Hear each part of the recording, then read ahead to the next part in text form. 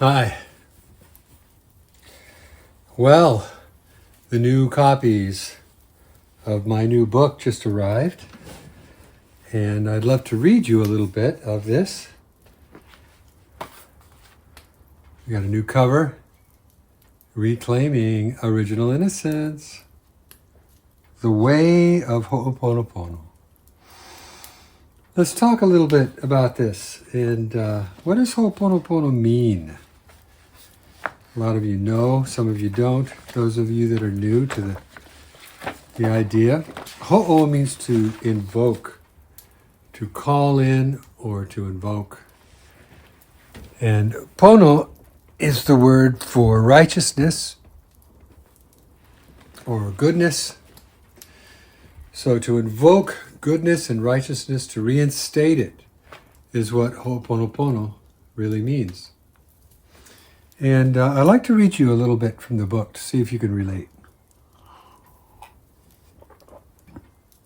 So sit comfortable, take a couple of deep breaths from above, and we'll begin reclaiming our original innocence. Because I believe that all beings were born innocent and free until the programming came in and took over. So, get my glasses here and dive in. Now, this is the series introduction, which is the same in all three books. This is book one of a series called The Sacred Apology. There's three books in the series. This is book one. Book two is The Truth Dialogue. And book three is The Sacred Apology.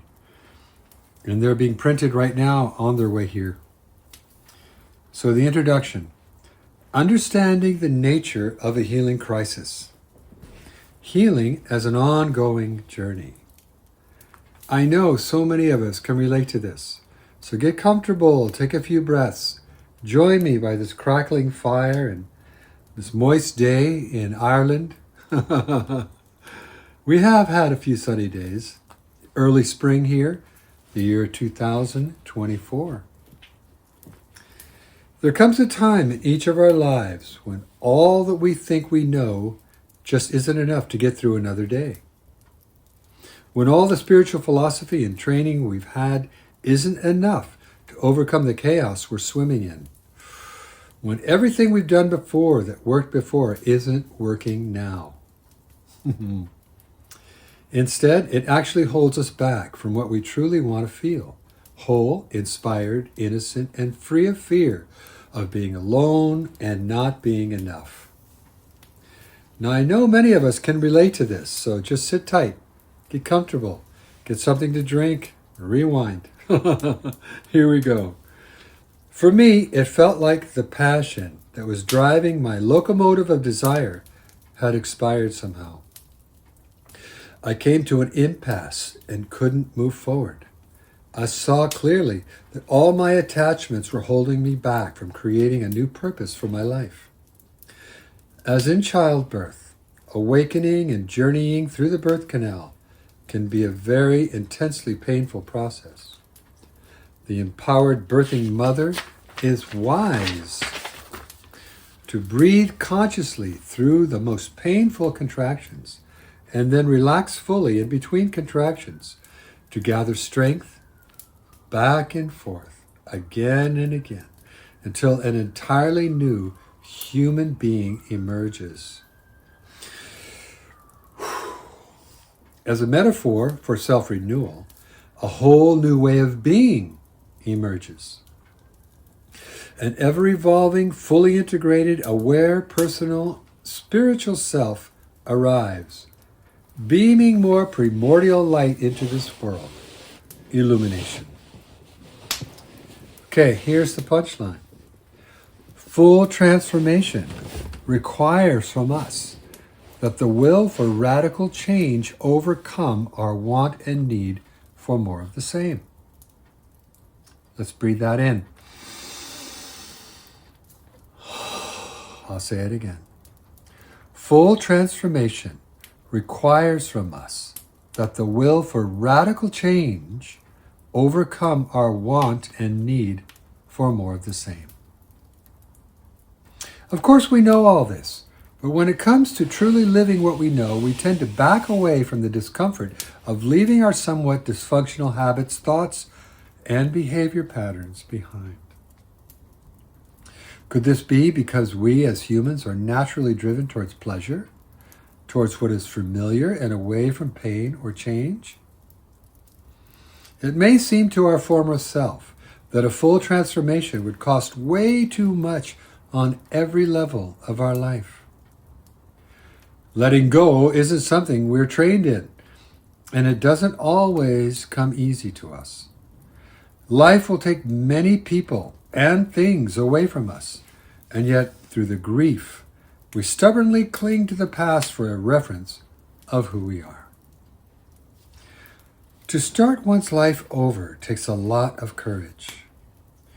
We may need to become shamelessly vulnerable and insecure, surrendering with blind faith to a source of power beyond our comprehension. When I reached this point, I had to trust that power to guide me through the darkest of times, allowing and blessing the grieving of the past, breathing myself through it into a new life stream.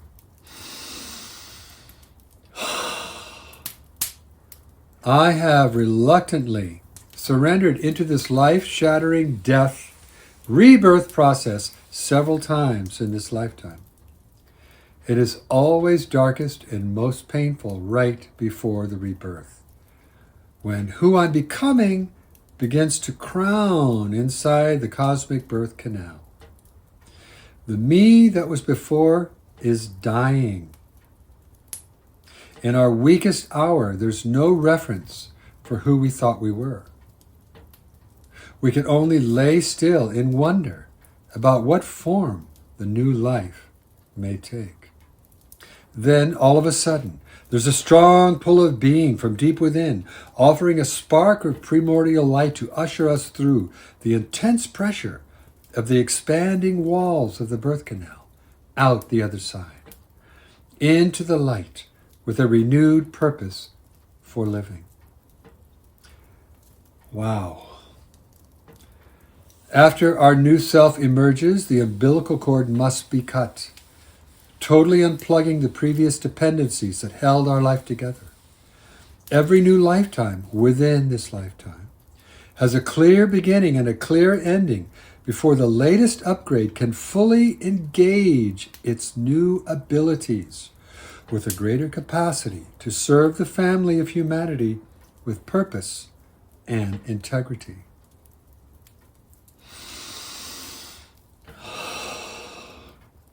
These life stream upgrades assist to cultivate a refinement in response to new challenges we will face. These challenges assist in promoting our soul's growth through a primal evolutionary process of maturing our capacity to love and be loved without conditions. A good analogy would be that when we get a new phone, our phone number remains the same, yet the new phone's hardware and operating system have advanced capabilities. The new phone has the latest technology and new options for managing all our communications. There are many new features to learn about and more room for memory with so much creative potential. Welcome your new operating system, your new life stream. Oh. When leaving friends and family behind, the feeling of grief can be overwhelming sometimes. For me, the laying down and dying process is quite full-on and necessary as I let go into the arms of a delicate, sacred, spiritual recalibration. It's as if I must allow the previous bonfire of my life that I built so meticulously, that was ablaze with passion, to completely die out. Then I can clean out the ashes before building a fresh new fire, a new life. Beginning again with dry leaves, dry kindling, and a few pieces of dry wood, divine fire, a personal passion, has a new creative expression. And those of you who are familiar with building fires in these little stoves that we love so much, you know exactly what I'm talking about.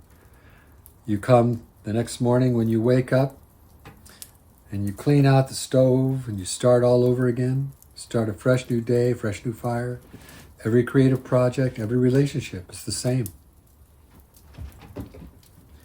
A life stream upgrade may appear as moving into a new place after a divorce, beginning a new job or career, starting a creative project or business that stimulates a burning passion for a creative expression, giving away old clothes, acquiring new clothes, or a different car or house, learning a new dance style, a new language, or a musical instrument, or joining AA, or a new exercise or study group of some kind, meeting new people, and perhaps starting a new relationship.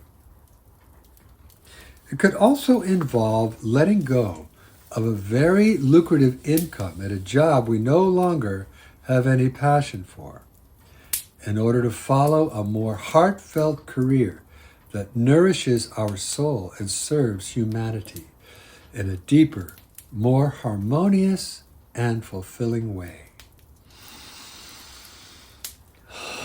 In other words, we are letting go of old, familiar habits, agendas, pathways, and people, and allowing our innermost being to advise us in creating a higher, more evolved version of our life with more purity of heart, one that is in alignment with who and what we are becoming.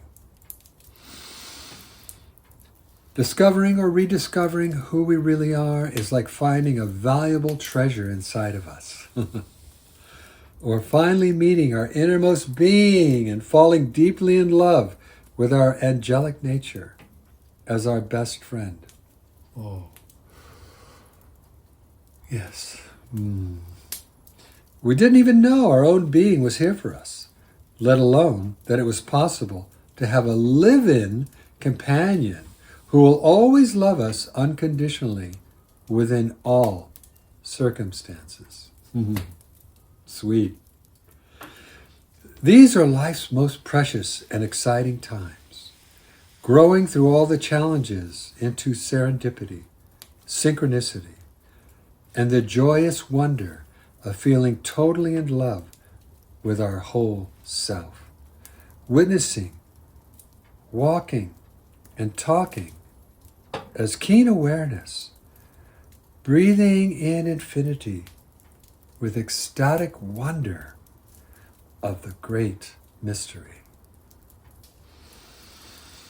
Come on, take a couple deep breaths with me. I'll say that again. Feeling totally in love with our whole self, witnessing, walking and talking as keen awareness, breathing in infinity with ecstatic wonder of the great mystery. Yes.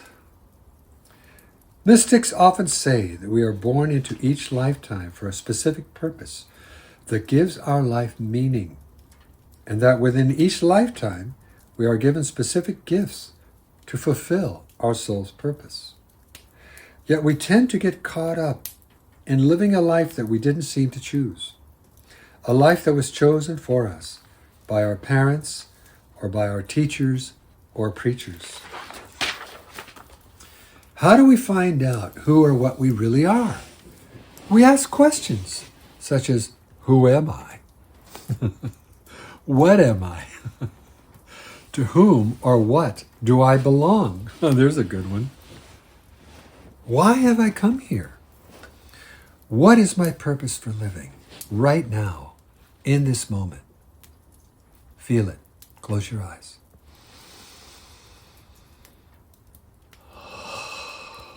Who, what, why? What do I believe in that may be holding me back?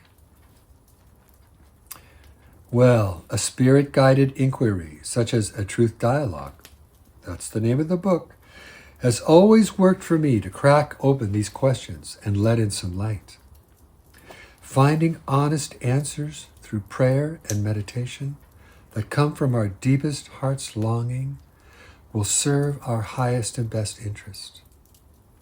The truth dialogue begs for core-splitting honesty to reveal and uncover the authenticity of our soul's magnificent and reboot its original blueprint for an inspired life fulfilled with meaning and purpose. This activation brings fulfillment only through witnessing the pain and joy of all our choices here. From moment to moment, while allowing our innermost being to guide us.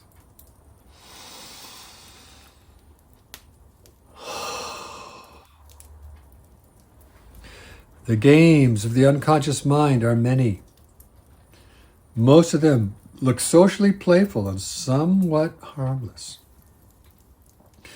until they hurt us deeply by activating our cherished wounds, challenging our beliefs and social morality about what's right, what's wrong, what's acceptable and unacceptable. Greed and misuse of sexuality seem to be the major moral offenses of our time. Our moral boundaries were put in place to protect us. From a viewpoint of a higher consciousness, one might ask, protect us from what? From ourselves? From being hurt and hurting others? From feeling our own darkness so we won't project it onto others? From our aversions to what feels bad, or our cravings for what feels good? From our human foibles and mistakes? Or from discovering that we are actually love in a body?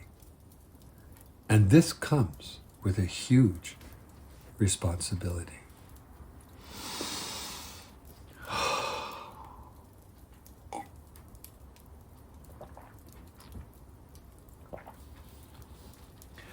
Our experience of good or bad is merely showing us our beliefs and our preferences manifesting consciously or unconsciously.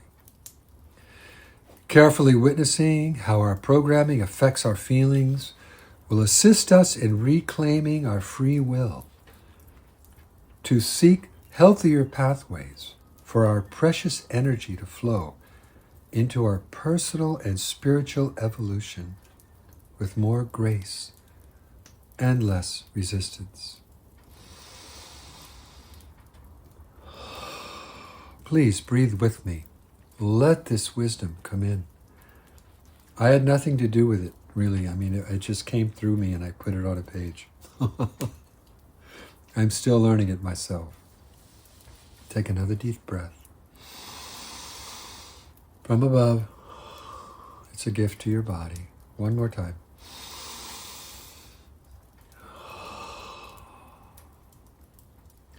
Our thinking, calculating mind dwells on the past and the future, while our sacred heart lives in direct vertical communion with the timeless being that dwells in every cell of our body.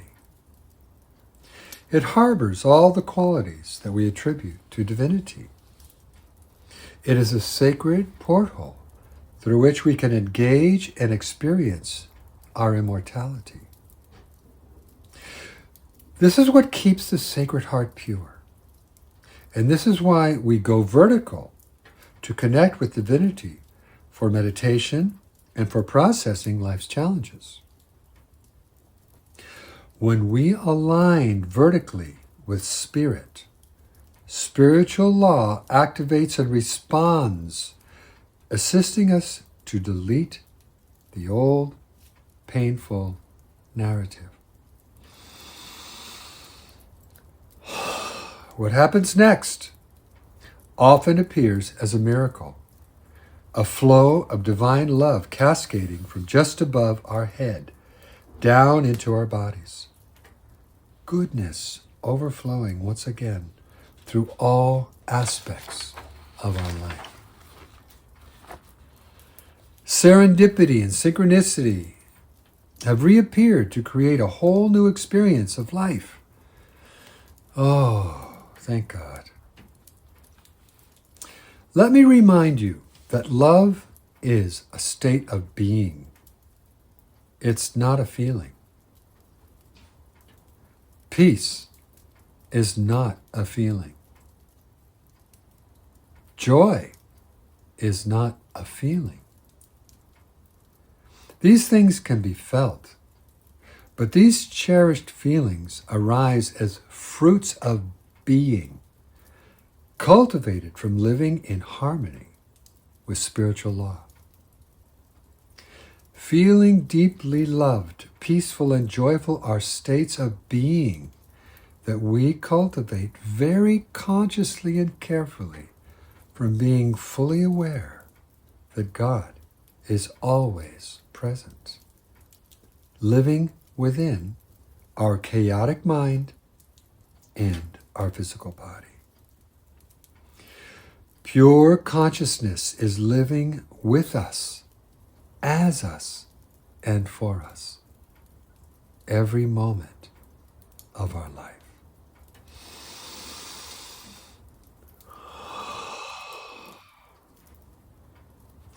The experience of living in this new awareness or perception becomes the spiritual practice of constantly witnessing, accepting, and modifying all chaotic thoughts, beliefs, and misunderstandings.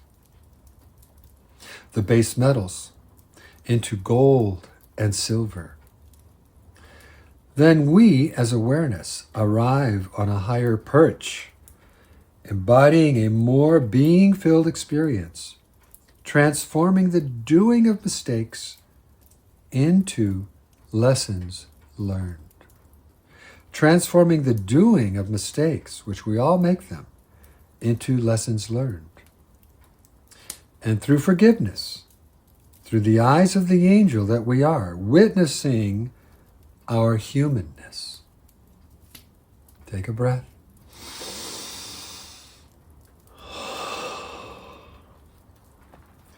I sincerely encourage you to muster the courage to navigate through the minefield of conditioning and unforgiven, hurtful experiences in all of your relationships.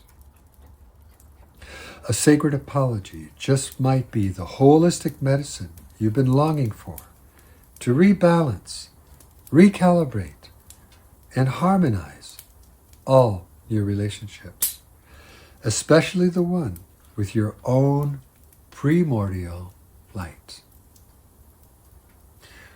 When body, mind, and soul are in alignment with spirit, the heart opens wide and all becomes possible. Tears of joy will flow as our vulnerability becomes easier to manage through the grace of a blessed life, consciously lived, moment to moment.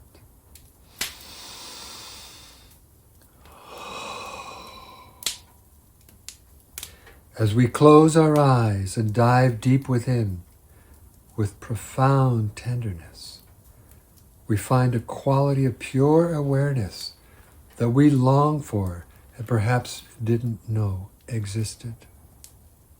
Within a quieted, stilled heart, let's explore this delicate, gentle aspect of our heart together with a willing, opened mind. Our heart knows the truth of our existence as infinity, alive in every cell of our body. Let us begin an inquiry to transform our wounds into possibilities, honoring what habits need to die, mature, and evolve for us to upgrade our experience of life here on earth. A life that awaits our welcome.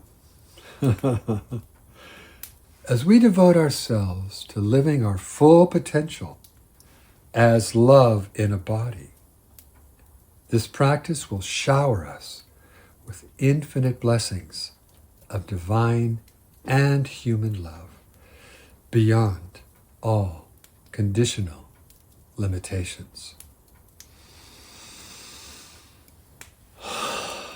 Welcome to the rest of your life. May all beings be happy. There it is.